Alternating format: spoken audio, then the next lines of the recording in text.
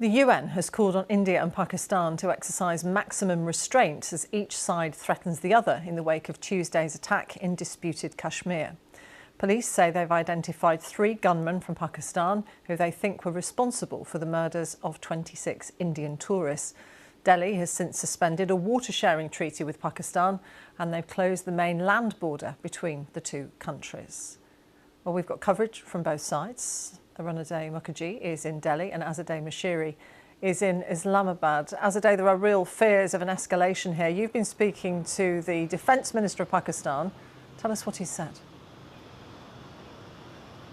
Well, the Pakistani government's position is clear. They reject any allegations that Pakistan was involved in this attack.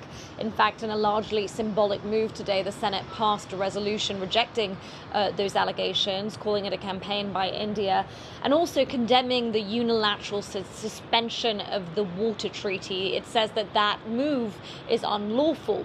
Now, when we asked the Pakistani defense minister about this, he said that Pakistan could not take it lying down. This treaty has been in place since 1960, and it governs the Indus River sharing system, the sharing of that water system. And it guarantees the water flow from 3 western rivers to Pakistan. And so we asked the defense minister how Pakistan views any move to halt or divert the flow of water from the Indus River, and this is what he said.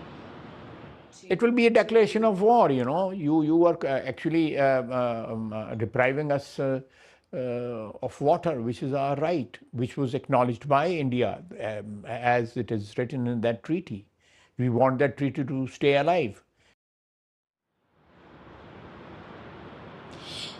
Now, India accuses Pakistan of being indirectly involved in the attack because it accuses Pakistani militants based on Pakistani soil of being behind this attack. Now, we put this to the defense minister and asked him whether he views Pakistan as having any responsibility to monitor or contain militants on its soil, especially given the history of attacks by militant groups operating in Pakistan and then also operating in Indian-administered Kashmir. And he denied, despite US intelligence or Indian intelligence to the contrary, that any of these groups operate today.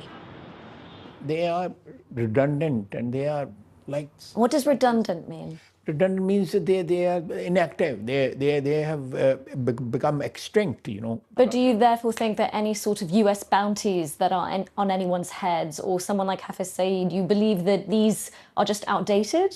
Is that what you're saying? They are outdated. They are part of the archives. That the US should get rid of it? Yeah, they are part of the archives now, you know. Now, the stakes are high. India and Pakistan both claim all of Kashmir, and they fought 2 wars in a limited conflict over it. And the last time we got to a point where there were Indian airstrikes, where there was any form of back-and-forth military action, was in 2019.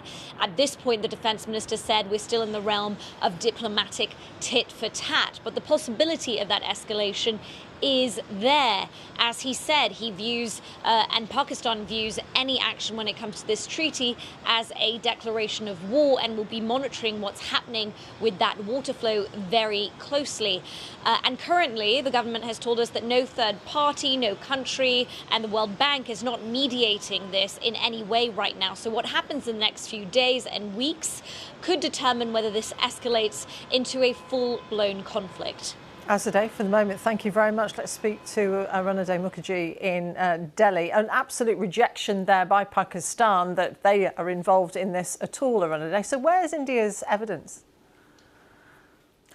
Well, India has repeatedly, over several decades, has made this allegation that Pakistan has backed separatist forces which have fomented unrest in Indian-administered Kashmir. And it's the same story every time. India makes those allegations and Pakistan denies it. But in this case, what is